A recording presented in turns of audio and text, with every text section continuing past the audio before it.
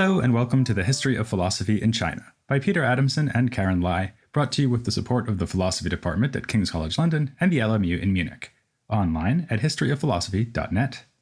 Today's episode, Every Man for Himself, Virtue and the Body.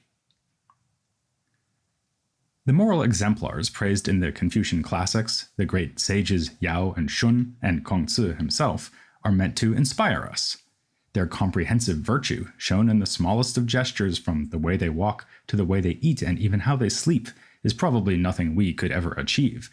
But we can try to emulate them nonetheless, steering by their conduct as by the pole star, as we saw Kongzi saying. If we actually met such a person, though, our reaction might be very different. We might well be annoyed. After all, those of us who are imperfect are apt to be provoked by those who seem perfect. We are apt to feel judged, even if only implicitly. When we think of Kongzi sitting down decorously on his mat, it's harder for us to enjoy sprawling on the sofa, eating potato chips and watching Netflix. As Mengzi tends carefully to the sprouts of virtue born within him, we look within our own selves and mostly find unruly desires, resentments, and ambitions. Actually, when you think about it, aren't these Confucians rather self-righteous? Where do they get off telling us that they have made their lives into a moral work of art, when deep down, or even not so deep down, they are surely no better than us? An ungenerous response, no doubt, but not an unlikely one, as we can see from the fact that some of the early Confucians' contemporaries reacted to them in just this way.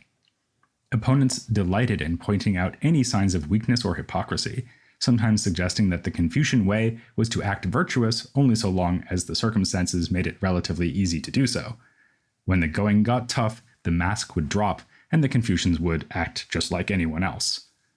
Thus the Luxue Chunchu alleges that Kongzi abandoned his principles when in dire straits and threatened by starvation, for example by unjustly accusing a companion of taking more than his share of food. The Confucians could not let this challenge go unanswered. One line of response has been identified by recent interview guest Mark Csikszentmihalyi. As he shows, they stated that virtuous persons can be identified not just by their actions, but by their physical appearance. The truly good have a facial complexion comparable to jade in warmth and smoothness. Mengzi says that the benevolence of the exemplary person manifests itself in his face, giving it a sleek appearance. It also shows in his back and extends to his limbs, rendering their message intelligible without words. Especially the eyes are a telltale sign of moral character, because the benevolent person's eyes are clear and bright, and the wicked man's clouded and murky. So how, asks Mengzi, can a man conceal his true character if you listen to his words and observe the pupils of his eyes? There was a physical explanation for this. In exemplary persons, the life spirit called qi, about which we'll have more to say in a later episode, is in an ideal, healthy state, and this makes itself seen in the person's shining eyes. Furthermore, if the exemplary person were forcing themselves to be good, grudgingly but dutifully carrying out the demands of filial reverence, then that would be clear from their appearance. When asked to show obedience to his parents, a resentful son might briefly flush with anger before forcing himself to act appropriately, or might carry out his tasks with stiff or peremptory motions. If you want to know how the son really feels about his parents, watch how he sets the table for dinner. It may be with this in mind that Kongzi says, when asked about filial reverence, it is the demeanor that is difficult. The truly dutiful son is like the one described in a passage from the Book of Rites. The filial child's deep caring is such that he will certainly have harmonized qi. If the child has harmonized qi, then he will certainly have a glad countenance. If he has a glad countenance, then he will certainly have a congenial appearance. A filial child is like one who grasps the jade and presents the full vessels, doing so seriously and attentively as if about to drop them. It should be evident why this would help the Confucians respond to the charge of hypocrisy. If character is shown so clearly by appearance, then you can't convincingly fake benevolence or filial reverence. Those who are truly righteous are not like the village worthy, only making a show of virtue. Rather, their virtue both goes all the way down and shows on the surface. This phrase, going all the way down, is more than a metaphor. Qi flows throughout the body, so insofar as its healthy state is correlated to, or even causally related to, benevolence, this virtue is part of the person's physical makeup. Similarly, in the famous passage about our instinct to save the child who falls into a well, Mengzi goes on to compare the sprouts of virtue to the four limbs of the body. He extends the bodily comparison by saying that those who fail to tend the sprouts are crippling themselves, whereas the carefully nourished sprout will flourish like a spreading fire or flowing spring. Reflecting on all this, Csikszentmihalyi has argued that the Confucians located the virtues within the body. Caring properly for one's own body and tending to its natural powers would be part of moral cultivation. Indeed, it would just be the same as moral cultivation, because the seeds of virtue are implanted within the body and are realized in physical form. Like the ostentatiously virtuous person, this theory may seem too good to be true. We can hardly accept its suggestion that unattractive people, to say nothing of disabled people, must lack virtue. Indeed, this implication was challenged even within the Confucian tradition. A disciple and supposed grandson of Kongzi, named Zisi, is said to have pointed to the varying physical appearance of figures like Yao, Shun, and the Duke of Zhou. We know, he said, that some sages had hairless legs or a hunchback. To be a sage is a matter of virtue, says Zisi. How could it be a matter of appearance? For another thing, we actually expect virtuous people to sacrifice their own bodily welfare for the sake of virtue when necessary. An obvious case would be risking physical harm or death to help another person, but a more instructive example might be the legendary Emperor Yu, famous for his engineering projects that prevented flooding. He appears several times in the Mengzi, which says that Yu was so dedicated that he spent 8 years traveling to improve the water system, and didn't even go home when he passed his own door. Echoing this story, the legalist work Han Feizi says that Yu worked until all the hair was worn off his legs. Nowadays, a man with smooth legs is probably a professional cyclist. Back then, it was evidently a proverbial physical defect. We are meant to understand that this emperor's spectacular self-sacrifice took a toll on his body. So here, physical debility is actually a sign of virtue, not a sign of its lack. You might think that everyone would have admired Emperor Yu. What's not to like about this hard-working and civic-minded fellow with an intimate knowledge of drainage systems? Well, at least one ancient Chinese thinker would have piped up to differ with mainstream opinion. His name was Yang Zhu. We have no surviving work by him, only remarks about him in other sources, most notably in the Mengzi. In 2 key passages, Yang Zhu is paired with and contrasted to Mozi, so that Yangism and Muism are presented as antithetical moral approaches. This has the effect of allowing Mengzi's own Confucian ethical theory to emerge as a happy medium.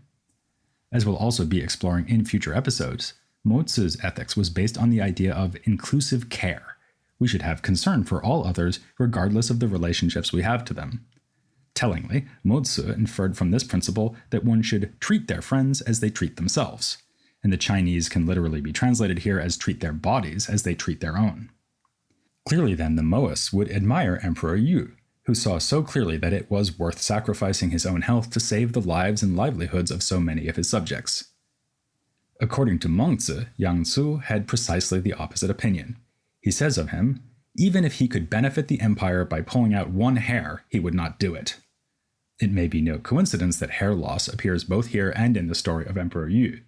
Yang Zhu would never have made the mistake of Yu, running down his body for the sake of others. So, whereas the Moists give no special consideration to their own welfare, or the welfare of those close to them like their family members, the Yangists are concerned only with their own welfare and are entirely unmoved by the plight of others. Mengzi laments that these 2 extreme views have become prevalent in the empire of his day, and adds, I wish to safeguard the way of the former sages against the onslaughts of Yang and Mo, and to banish excessive views. Whoever can, with words, combat Yang and Mo, is a true disciple of the sages.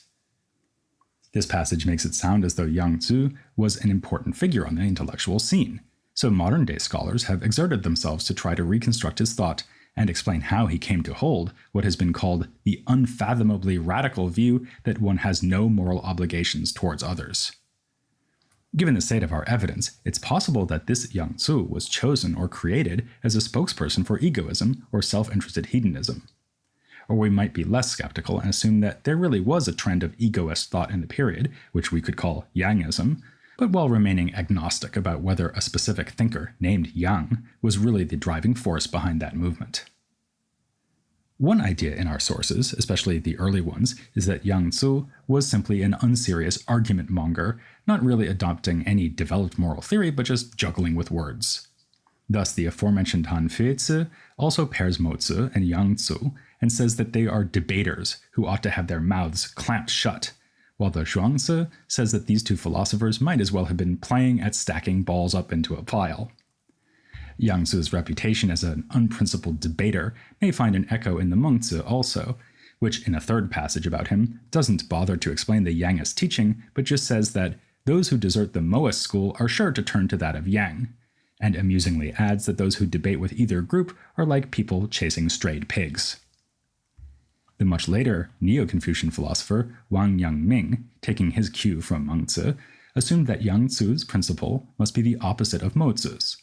Since the Moist starting point is concern for others, the Yangist starting point must be doing right by oneself, which Wang Yangming calls rightness. Wang offered a rather sympathetic interpretation of both views, saying that Yang Zhu overshot the mark, just as the Moist did in the other direction. In this comment, Wang implicitly recognized that they were each grounded on correct principles. For Yang Zhu, this meant that we really do need to be on guard against injustice, and we should not accept less than we are due. Karine Defort, in her examination of different portrayals of Yang Zhu, comments that it was important for the Confucians to address the Yangist and Moist principles as they posed challenges to the Confucian vision. This threat was felt early on and expressed in the Mengzi, which viewed the Yangist vision as detrimental to society and not just overshooting the mark, because Yang renounces the authority of the ruler in favor of looking after himself. Another negative image of Yang Zhu talks about him weeping at the crossroads. This remark was made in the Xunzi, in a discussion about the choice of worthy men as advisors. Yang Zhu wept sadly, as he apparently was unable to select such men for official posts. Xunzi also said that at these crossroads, one may take a half step wrong only to discover later that one has gone astray by 1,000 miles. As Xunzi saw it, Yang Zhu understood that this was an important process, but perhaps because Yang Zhu was not seriously engaged in being a worthy official, he could not make these selections. It's interesting to see the layered interpretations of Yang Zhu over time, expressed from the perspectives of those evaluating his views from their own standpoint. All the more frustrating that we have no surviving writings of Yang, if he even had writings. In fact, the caricatures of Yang Zhu, many of them negative, seem ironically to have played into his worry that politics is a dirty game. As far as we know, his views did not endanger his life, but many years after his death, his reputation continued to be sullied. In any case, the representations of Yang Zhu are not always so negative. We have seen how Wang Yangming, a Neo-Confucian thinker, thinks that Yang Zhu overshot the mark in advocating for his own well-being, and this suggests that Yang Zhu was not an entirely unprincipled egoist. He became unpopular because his views bucked the trend. Instead of emphasizing the responsibilities of rulers and officials and upholding collective welfare, Yang Zhu advocated keeping careful watch over one's own well-being. Hardly an appalling thing to propose, especially for an official for whom the dangers of getting entangled in political intrigues would include losing one's life. This could also help explain why Yang Zhu was apparently focused on his own body, as opposed to other things a self-interested person might be after, like wealth or indeed a happy family life. A couple of other sources, which explore his ideas in more detail, present Yang Zhu as having an abiding interest in the pleasures of the body. These are first the Lu Shu Qunchu, also known as Lu's Annals, a work compiled around 239 BC, whose title alludes to the Confucian historical treatise we talked about in episode 4, and is not to be confused with that text. And then second, the Liye Zi, a compilation written in the 3rd or 4th century CE. That was a good 6 centuries after the supposed life of Yang Zhu, so the Liye Zi can hardly be treated as a well-informed witness, but it is still worth examining, along with Lu's Annals, as a fairly detailed portrayal of Yangism. In Lu's Annals, Yang Zhu is credited with a policy of letting the eyes enjoy visual beauty, the ears pleasing music, and the mouth delicious flavors. Life is relatively short and full of sorrows. Both the wise and the foolish die, whether after a decade or after a century, so we have only limited opportunity to gratify our desires and should take those opportunities whenever they come. Likewise, we should do our best to avoid anything that might bring suffering or unhappiness, like, say, running around setting up engineering projects for the whole empire, or serving in the army. If we accept that power corrupts, Yang Zhu's philosophy is not entirely out of place. Besides, why should we not look after our own health? The Yangist emphasis on caring for one's own body does not merely caution us to look after our physical health, it incorporates the concept of human nature, xing, which is the natural makeup of who we are, with emotional, intellectual, and spiritual aspects. From Yang Zhu's perspective, we should seek to preserve these original characteristics of humanity. This version of Yangist philosophy boils down to advice found in the Liezi: abandon yourself to life and allow it to run its course, exhaust all your desires, and wait for death. Abandoning oneself to life and exhausting one's desires would include the pursuit of pleasures, of course, but that doesn't seem to be the main point. As Erica Brindley remarks in a study of the material in the Liezi, the philosophy is more life-affirming than hedonistic. The starting point is not that pleasure is good, but that we should, as it is put in another source, preserve life, maintain the real, and not get entangled with things. It's also worth mentioning an ambiguity in the most famous story about Yang Zhu. Did Yang refuse to sacrifice a hair to benefit the empire, as Meng Zi puts it, or was the point that he would not sacrifice a hair to gain the empire? That would put Yangist philosophy in quite a different light. Rather than promoting egoism, it would caution us against a seductive but grinding political life that corrupts original human nature. There's no doubting that many of our ancient Chinese reporters, particularly those who were sympathetic to Confucian ideals, did understand Yangism to be self-centered and egoist. For Meng Zi, Yangist philosophy was represented by the phrase 为我, which means for my own sake, but could be translated everyone for himself, looking after his own person. Yet there are indications that the good of the broader society was in view here, no less than in Confucianism and Moism. When the Liezi repeats the idea that Yang Zhu would not sacrifice a single hair for the sake of the empire, it explicitly contrasts this to the attitude of the hard-working Emperor Yu. Perhaps Yu's self-abnegating approach is the wrong one, and the right approach is found with figures who voluntarily abdicated the throne, or refused to accept it when offered to them. In Lu's Annals, we likewise hear how the great sage Yao tried to designate a successor, who declined, on the basis that he needed to attend to an illness he was suffering from. The lesson to be taken from this is as follows. The empire is the weightiest thing of all, but he would not harm his life for the sake of it, and how much less for any other thing. Only the man who cares nothing for the empire deserves to be entrusted with it. This is interesting and surprising. We seem to discover here that a policy of self-interest is justified, at least in part, because it is beneficial for everyone. It's not desirable for a country to have rulers who struggle in their duties, even if these rulers have the highest moral commitment to the people. Indeed, the Liezi has Yang Zhu saying that if everyone were unwilling to give up a single one of their hairs, then the world would be well ordered. It emphasizes that the best rulers are those who are not keen to gain or to grasp the empire, on a more charitable understanding of Yangist philosophy. This advice is not only about avoiding power-hungry rulers, but applies also to well-intentioned ones. Ironically, a general unwillingness to sacrifice for the greater good could actually promote the greater good. The train of thought here might run as follows. Suppose that every time the rulers tried to start a war, no one was willing to fight because they were too concerned with their own bodily well-being. That would make it impossible to fight wars. Would that be a good thing? It depends who you ask.